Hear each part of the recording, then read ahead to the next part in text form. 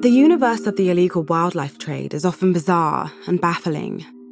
And around a decade ago, a peculiar situation was unfolding in South Africa. A strange event that, in fact, links to our story.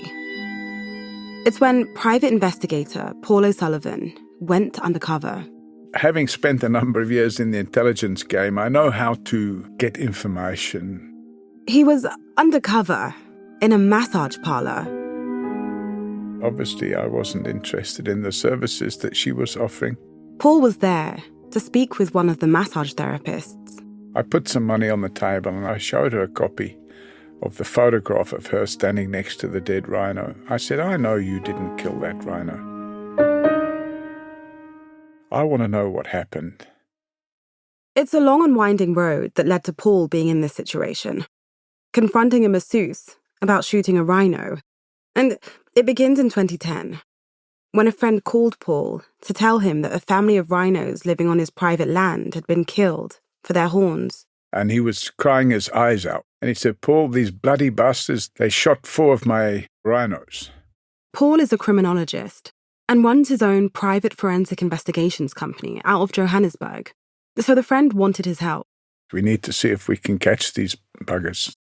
At the time in South Africa, the so-called rhino poaching epidemic was in full swing. Hundreds of the animals were slaughtered every year just for their horns, including the rhinos on his friend's property. Paul became fixated. Who were the people orchestrating this mass killing? Paul is a tenacious guy when he wants to get what he perceives as justice. I mean, on the way to our interview, he even nearly made a citizen's arrest on the tube. For real. He got stuck in, followed up on all kinds of leads, anything he could think of, examining records, interviewing people, until it occurred to him to look into permits. These are licenses associated with the legal avenue for hunting rhino. Because, yes, you can legally hunt a rhino in South Africa if you pay enough money. Say $60,000 to have the right to shoot and kill one rhino, and then mount its head as a trophy on your wall. Maybe, Paul thought, there was something illegal, something corrupt going on with these permits. So, through his signature cocktail of charm and forcefulness, Paul convinced a clerical worker in a provincial office to hand over the documents. And the guy said to me, well, that information, I'd get into trouble if I gave it to you. So I said to him, well, you won't get into trouble if I keep quiet about you giving it to me. And eventually I managed to persuade him. So Paul was sorting through these hunting permits. His main interest, who they had been issued to. And when I looked at all these hunters, I saw that a lot of them were female Thai girls, you know. Young women, in their 20s, from Thailand, hunting rhinos in South Africa. This was all really fishy. Paul was extremely dubious about these Thai women being real trophy hunters. They certainly didn't fit the hunter stereotype of a rich Texan ranch owner. And Paul was scratching his head, looking at the photos of some of these Thai women, standing proudly next to the carcass of a rhino that apparently they just shot. The weapon that was used to shoot the rhino, in some cases, was taller than the woman herself. And it was impossible that this woman was able to hold that weapon and fire it without breaking her own shoulder. Or even in one case, a woman posed, sitting atop the dead rhino, a rifle in one hand, throwing the peace symbol with the other. So I knew right away that there was a big problem. It turned out that most of these Thai women were actually migrants to South Africa. And Paul could see they were registered as working as massage therapists. I quickly worked out that these women were obviously prostitutes. But it still made very little sense. Did these sex workers all of a sudden become hobbyist hunters? Probs not. But what was going on? So Paul went undercover, and that's how he wound up in that massage parlor in Johannesburg, seeking out one of these supposed hunters. Once he was alone with the woman, he leaned over the massage table and said, I know something's up. And if you don't come clean, you're going to be out of here on the next flight and you're going to be deported from South Africa. And she came clean and she told us everything.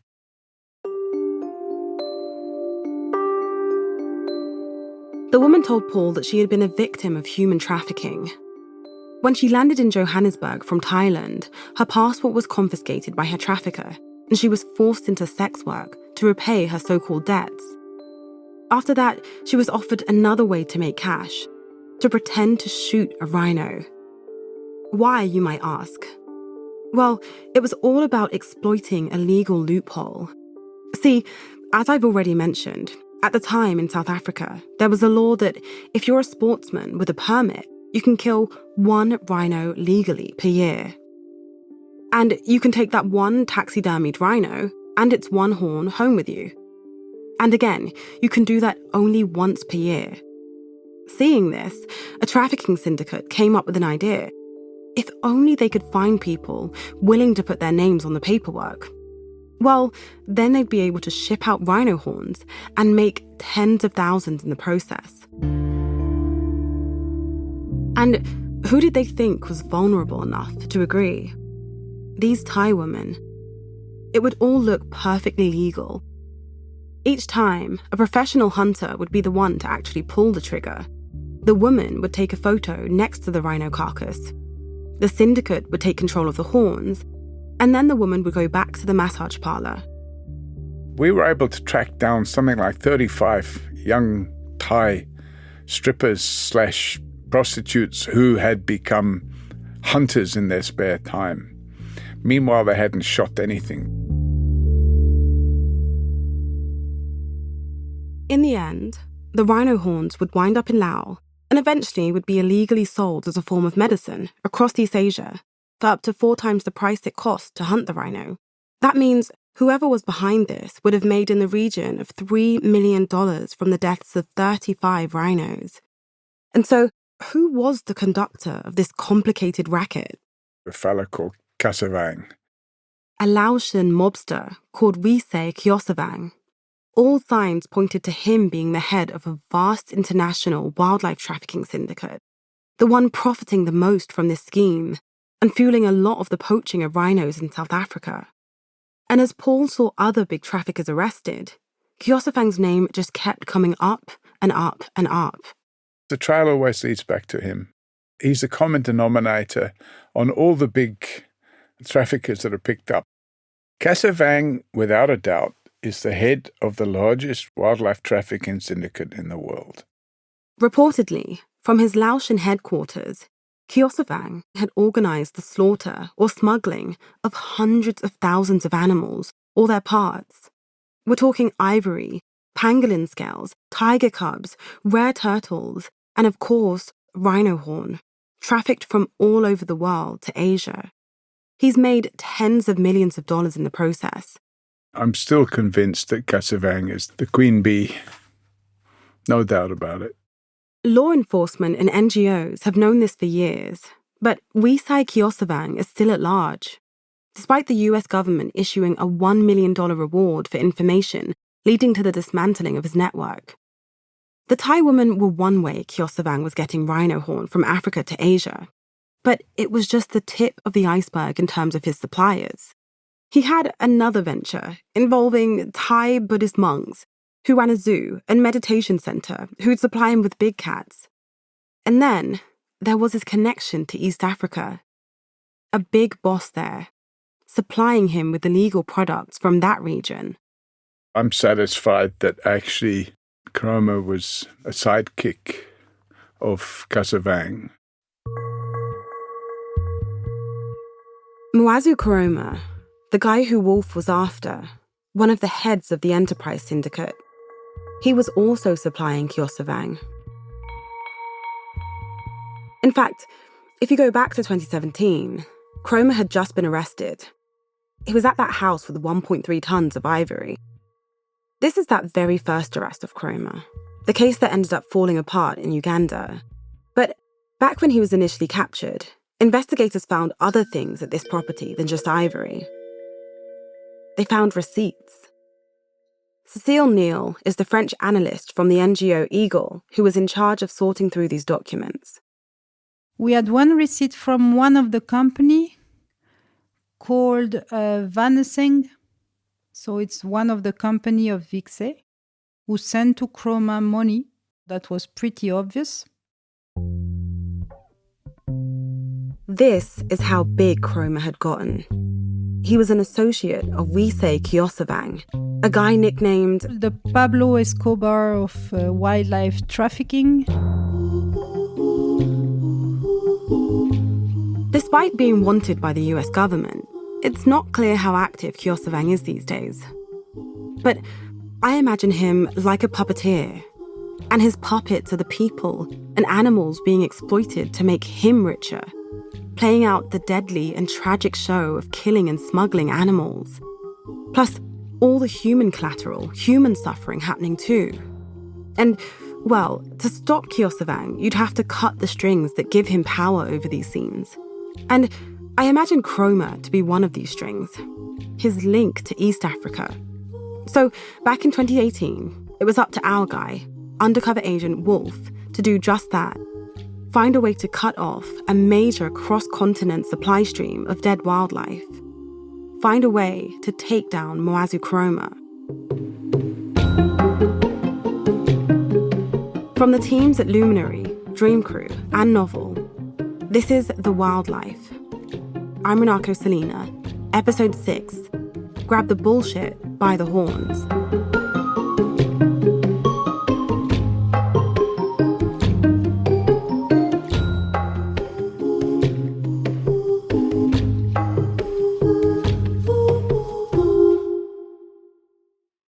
There's a point in Wolf's investigation where there was a lot of bullshit, not very much rhino horn.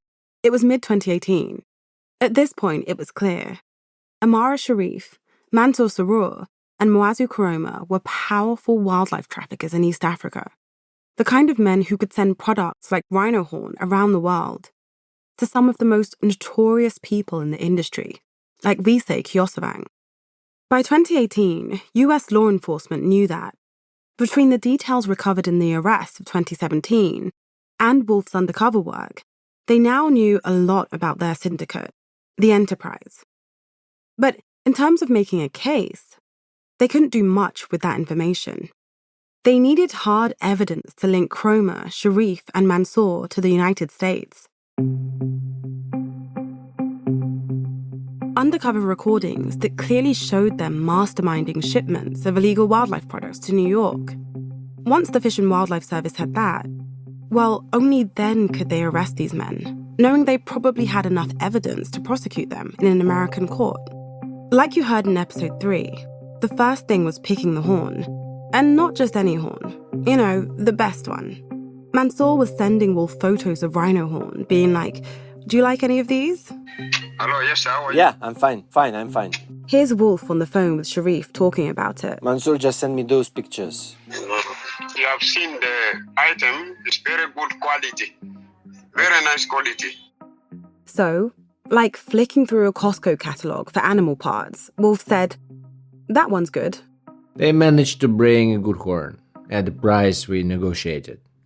So we paid that amount, and then you send. Send to the buyer. Wolf told them it's a woman living in Chinatown, New York. In reality, of course, they were sending the items to the US government. Wolf already had on tape the members of the Enterprise acknowledging that they were dealing with a buyer in the US. Step 2 of the investigation, tick. Then he'd managed to pay them. Again, tick. But then they needed to close the circle, actually have horns delivered to the US. This was a final step in the recipe for incrimination. It would help them build an airtight, slam-dunk case, showing that the Enterprise's supply chain reached all the way to the US. And to demonstrate that they had a pattern of this kind of criminality, they tried to have a horn sent a couple of times. When Wolf attempted this in mid-2018, he paid tens of thousands of dollars for the rhino horn, including that money he dished out in the Chinese restaurant from his socks. And then, after he sent the money for the second horn, he waited. But it took so long to send it. They started to be a little bit dodgy with us.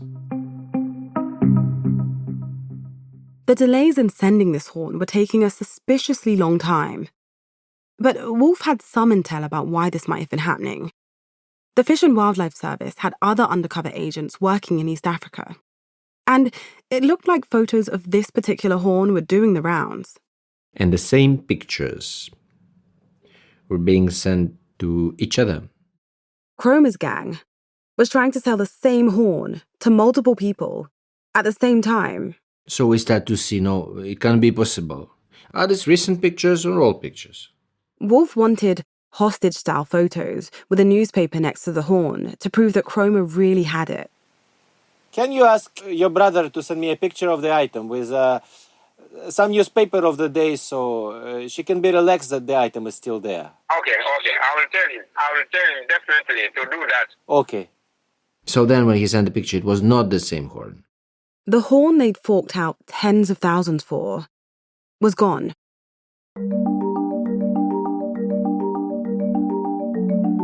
Wolf was working under the direction of his handler, Sam Freiberg, at the Fish and Wildlife Service.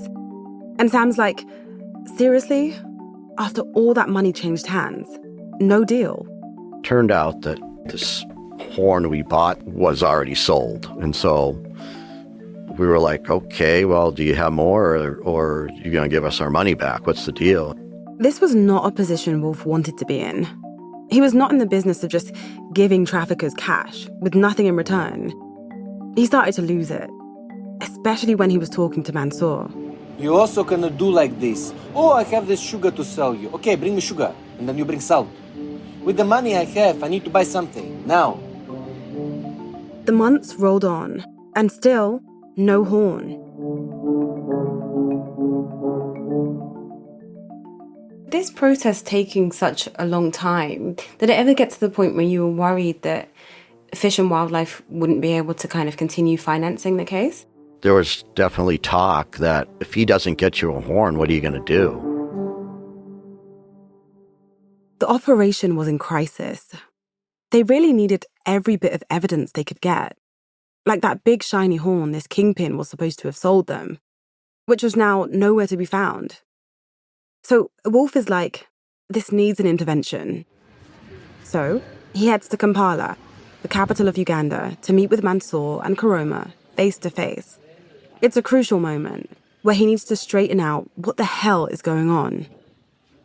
So Wolf rages into the Acacia Mall, the most famous shopping centre in the city, and it's tense, as you can see in the shaky undercover video Wolf was recording. He's practically stomping down the aisles of the yellow building in his blue flip-flops, and he firmly pulls up a seat at the Mocha Cafe. For me, an espresso. Single espresso. Mansour is already there, and initially, Wolf seems quite relaxed. He stretches back, orders a coffee, and proposes Mansour gets a little sweet treat. Nice ice cream. But after discussing Mansour's ice cream addiction, Wolf gets down to business. He leans over the fuchsia tablecloth and asks, what is going on with this missing horn? I already spoke with Amara this morning. I said, look, I don't see two things different. And now you bring me different ones. Not the ones that we saw before. Yeah. Wolf needs to put the pressure on Mansour. He plays up his annoyance to sound like an angry black market buyer who needs answers. That's bullshit. Wolf literally says to Mansour, what you're telling me is complete bullshit. That's bullshit. The atmosphere is prickly. Mansour's just sitting there while Wolf lays into him with barbs not even gelato could soothe. Then, someone else shows up at the cafe. How are you? A late and kind of sheepish Cromer. So tell me. The message I sent to you, do you see it? And it was time for Wolf to play the part of a jilted horn buyer with Cromer too. I've asked you 3 times. Do you have this? The one that we sent to you. This one's available. Then you told me that you have this. And yesterday you bring me this. Oh, yeah, They're not the same. What you are thinking, what you are talking about here. Wolf is fully in character now, getting pissed about these back and forths, sometimes tapping on the table to underscore his annoyance. You go, you talk with him. He comes, he tells another thing. It can't be like that. Bullsh. Wolf stands his ground. I paid my money. So we asked for this one and 2 of the black ones. Now they bring this one. And finally, Mansour and Chroma are like, okay, don't worry. We've got more horns. You can have those. This is one, and this is another. And that other one? You'll give your opinion which one is the best for me to buy, for her to buy, Okay. and do the same. And then I'll tell you, and I pay the rest of the money. Okay. It sounds like, by the end of the meeting, Wolf, Mansour, and Chroma arrived at a decision. 2 different horns will be sent to Wolf's fake New York buyer. And so, in their debrief afterwards, Wolf and Sam, his handler, thought that, okay, all good. Perhaps the insanity has now come to an end. But not so quick. We weren't getting any product. Cromer wasn't responding back to contacts. Like I said, all bullshit, no rhino horn. But remember, Chroma had a habit of taking off. Like that time, in episode 3, where he disappeared with the 60 grand Wolf had given him from his socks. He'd resurfaced after that. But this time, it was possible Chroma could have simply gone underground, and maybe forever. See, this had happened to Wolf before, in a totally separate case in 2018, with an impish ivory trafficker called Mr. Gugu. Oh, Gugu is a character, man. A short guy. Like that guy Hot. Kevin Hart. Yeah, man. That's Gugu. Midway through a deal, Gugu disappeared, just like Chroma. Where is Mr. Gugu? Mr. Google, he's running away with the money. Mr. Gugu ran away with all the money. Gugu is a crook. Mr. Gugu? He disappeared. He ran away with the money. Sometimes you pay to the right people, sometimes you pay to the wrong people. But you never know. If you're listening, Gugu, the US government wants its money back. So anyway, Wolf was all too aware that Chroma could have been pulling a Gugu. It is frustrating because you start to think that it's finished. Because, you know, when you take money and they don't deliver, it's finished. And these delays, this chaos, it wasn't just bad because they were trying to gather more evidence on Chroma. It was bad because if Chroma had done a runner, how in the hell were they going to find him and arrest him? Now, if he did go dark, red notices, all that would go out, and there's other means. Yeah, they could alert Interpol and put his name on an international most wanted list. But that didn't guarantee they'd be able to arrest him, because Chroma could just lay low, change his identity, and then get away forever. That's not the easy route. Well, you know that Wolf did pull it off. Chroma was eventually arrested. So, the real question is, how did Wolf do it?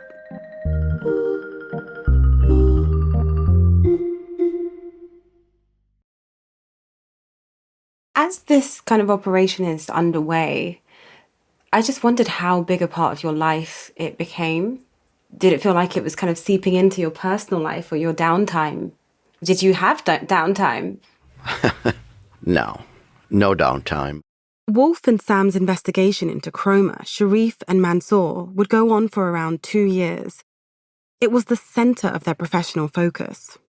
Wolf organizing meetings, secretly recording, gathering evidence, writing reports, while Sam was overseeing his work, telling him who he had to meet and what he needed to get on tape, while also doing debriefs and going through all the recordings and keeping the Justice Department in the US across their progress. One thing I didn't quite appreciate before working on this story is just how grueling undercover work is. Listening to hours of these recordings, I was struck by the way Wolf stepped into character and stayed in it in meeting after meeting, teasing and pressuring his sources, making demands, making business small talk for hours, days, years at a time. All this required serious dedication and potential risk, especially for Wolf. He was out there meeting face-to-face with the criminals after all. And I really understood just how much of a sacrifice this kind of work is when I met Wolf in the place where he lives. I'm always moving. 2 years ago, we arrested a big case of drug dealers, so I couldn't stay living in the same place all the time. They kept threatening me, I changed my number, they threatened to kidnap my son. So I gotta keep moving around, unfortunately. There are ways for Wolf to stay safe, cover his tracks. Sometimes when criminals are arrested, so is he. Alongside the real perpetrators, he'd be whisked away in handcuffs. It's just for show. Within minutes, he'd be uncuffed and clinking celebratory champagne with his fellow investigators. That way, there's some doubt from the criminals that he's an undercover agent. But other times, it's obvious that he was the one who turned them in. A bed down case. It's when people remember you until the end. And when things go wrong, they come back to you. It's frightening, but not surprising that there are people out there who want to exact revenge on Wolf and his family. But then I was also thinking of the impact on Wolf psychologically. Pretty much no one knows his real job. I've reported on undercover operations in my work before, but I've never come across anyone who has to go this deep into character for so long. Wolf tells people he trains rangers across Africa. Few know what's really going on in his life. He can't even confide in his partner. You have to lie so many times, it becomes hard. It's like you're in a meeting and you have to lie all the time. You come back and you have to be honest again. You reach a point sometimes you don't know who you really are. The honest one or the liar. Do you ever feel lonely? Sometimes you want to talk and you cannot talk. That's why sometimes I just talk with my son. Wolf's teenage son, the only one who knows his whole story. I had to meet him. A bit cold like you. I'm not made for this climate, you see. So we drove to a place where his son could join us. Along the way, I was thinking back to 2018, when Wolf was coming back and forth from investigating Cromer, Sharif and Mansour in East Africa. Coming back here, to his home. I imagined he'd be decompressing with his son, talking about everything he was going through, all the pressures of the case, especially when it wasn't working out, when Cromer had disappeared. What was that like for a teenager to take on? We decide to meet at a seafood restaurant. His son rolls up. Despite arriving on a motorbike, he doesn't give off bad boy vibes like his dad. He's extremely smiley, with a shock of bleach-tipped hair. How do you feel about what your dad does? At first, it's kind of dangerous what he does, you know, because like I never know when he's gonna come back. So yeah, it's a bit difficult, but I get used to it. Chatting with the cub. I'm going to call him the cub, by the way. I start to realize he has a favorite way of starting sentences. To be honest. Which kind of has me like, that's ironic. Because both him and his father have had to maintain a lie for years. I had to keep the secret, which was my dad's job since my whole life. Yeah. So when someone like is curious, I just say like he just works like in selling homes. It's a thing that I never told anyone, you know. I promised myself it would be a secret until like he decided himself who to tell what he does. I get comfortable lying, but then I know the limit, you know. I was half expecting Wolf's teenage son to feel the burden of being one of the sole keepers of the secret. But actually, the cub seemed pretty glowing about his father and how he always backs him up. One of my sisters I know that he tells me every day is that he's the person that will love me the most. That if I ever need anything, you know, he'll be the first person that will come. The cub brings up an example. When he had a motorcycle accident. He didn't get too seriously hurt, but he was really shook up. It's something like I wasn't believing that just happened, you know? I was like, this couldn't be real, like I was dreaming of something. Then I started crying. I called my dad and I was like, Dad, and he's like, where are you? And I'm all like, Dad, like, I just started crying. And he asked me just where you are, and he said, did you fall off your bike? And I said, yes. I told him where I was. And then he said that like in 7 minutes he'll be there. And he actually was in 7 minutes, yeah. I turn to my other side and see Wolf over a plate of clams as he's looking wistfully at his son. He's very articulate and very expressive in his thoughts. What are you most proud of? Him. Wolf can barely say the words. He's proud of his son. At this moment, Wolf takes his napkin and starts dabbing his eyes. It's actually really nice to see, you know, that side. No, men don't cry. Bad to the bone.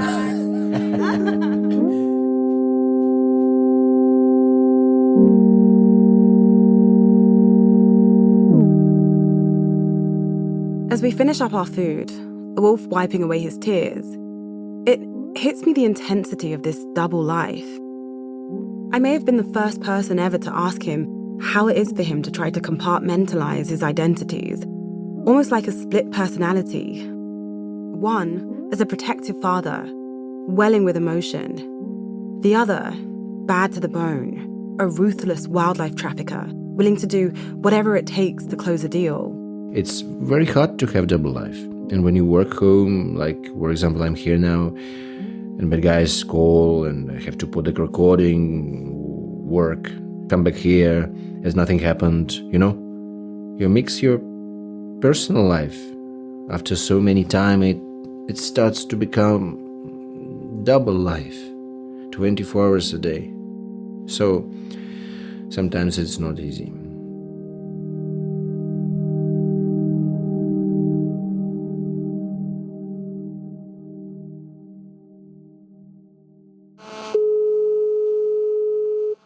Hello. How are you, brother? I'm fine, brother. How are you?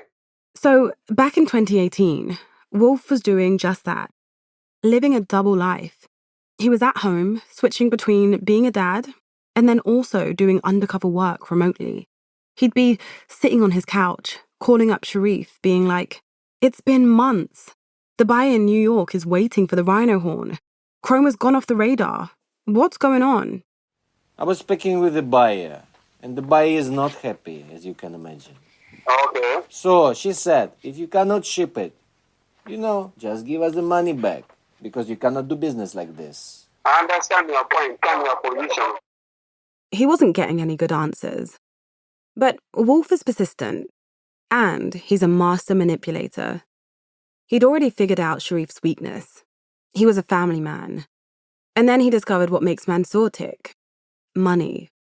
So Wolf started telling Mansour, Look, I don't make money. You guys don't make money. So business is over. You guys took my money, ripped me off. I'm not doing business with you guys anymore.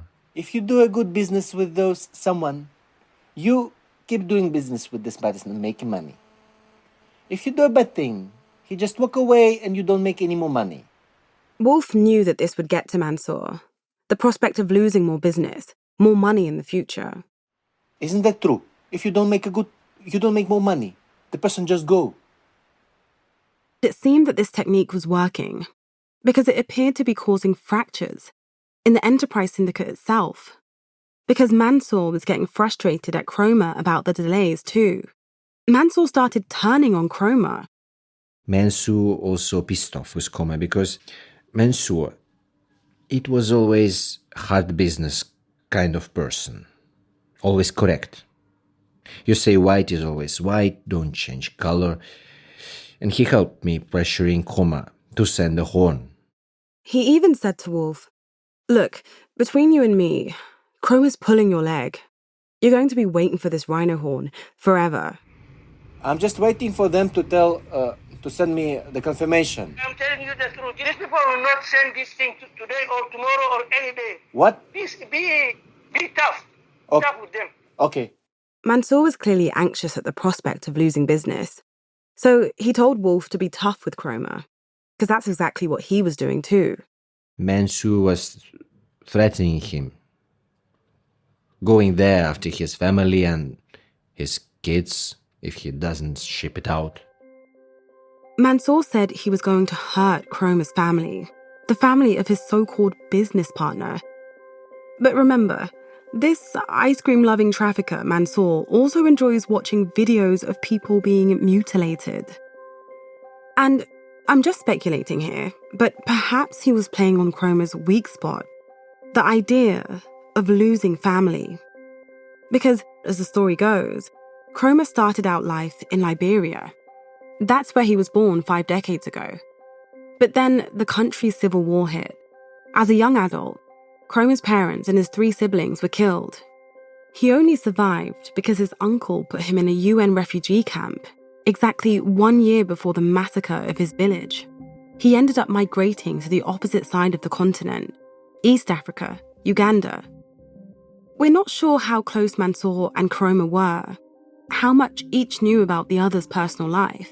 But I can easily imagine that if, like Cromer's, your formative years were marked with war, fleeing from your home country and losing your entire family, and if someone with a violent reputation like Mansour starts making threats against your kids, well, it would probably have a pretty strong impact on you.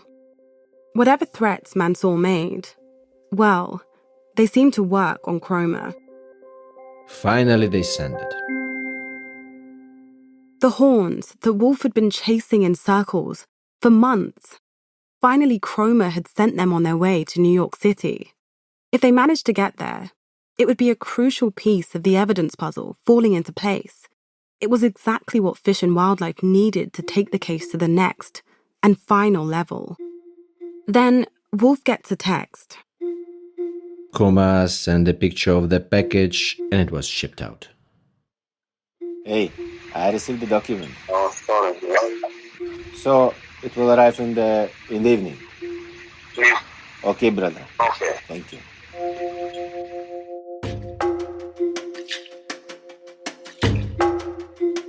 On the 17th of July 2018, law enforcement officers intercepted a package with the destination Manhattan, New York. It contained 2 white rhinoceros horns, weighing over 5 kilograms. In fact, Cromer managed to get boxes like this all the way to the US, twice. When the box came and it was picked up, yeah, we were ecstatic that it came, and they actually can do it. You know, ship internationally without getting caught. It was pretty amazing that they're able to do that. Big relief, seeing this thing to go more further than I was expecting.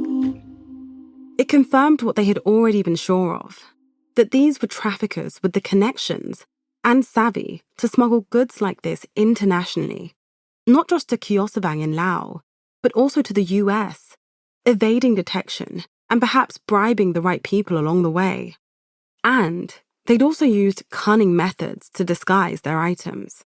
He actually said, this is what we typically do. I'm going to disguise it like this. This will be the horn, and it will look like African clay art.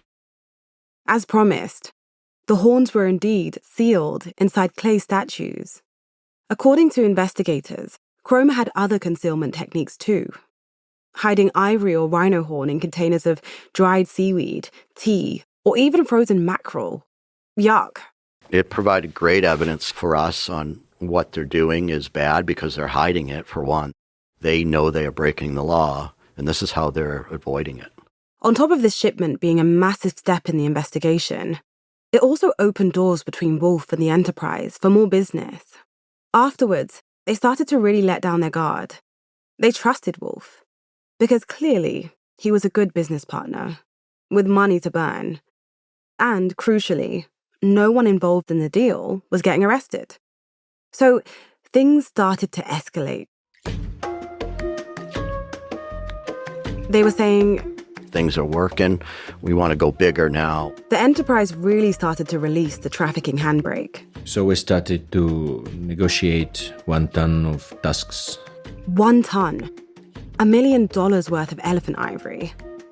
And then, at the same time, we also negotiated a deal to buy 10 kilos of heroin. 10 kilograms of heroin. Well, it's true that loads of wildlife traffickers dabble in drugs too. And that was to take place in Kenya. Fish and Wildlife's Tim Santel was helping coordinate the investigation from the US and was watching wide-eyed as the deals began to crescendo. Rhino horn, ivory, and Sharif and Mansour trying to sell Wolf heroin. Is the quality good? It comes packed, sealed completely, with the stamps, everything. And from where is coming? It comes from Afghanistan, it enters Pakistan, then it comes here. Okay, it's the white one, yeah? Yes. So in 2018, Wolf was simultaneously organising a mega deal of ivory and a load of heroin with his key targets, and collecting a whole arsenal of evidence in the process. But then it became clear. The time has come to finally make the arrests. Things were getting too serious, too expensive. Fish and Wildlife didn't have the money to actually buy all this. It was more than $1 million worth. And if Wolf didn't close the deals quickly, well, that would be suspicious. So the arrests had to happen, and had to happen fast. And so no one would get tipped off. Sharif, Mansour, and Cromer had to be captured more or less at the same time. You can imagine the difficulty of trying to orchestrate this.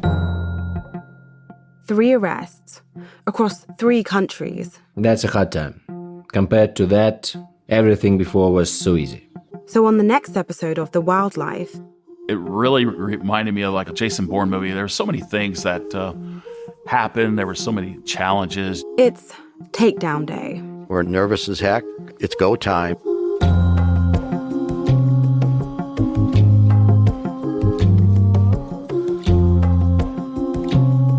The Wildlife is a Luminary original in partnership with Dream Crew, produced by Novel.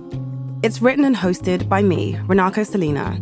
The series is reported, written, and produced by Saskia Collette, with additional production by Julian Manigera-Patton and Jake Otajevich. The executive producers are Maithili Rao and Max O'Brien for Novel, Coral Lee for Luminary, Drake, Adele, Future, Noor, Peter Nelson and Maggie Gilbride for Dream Crew, and Mauricio Gris and Alex Farquharson for Thread Studios.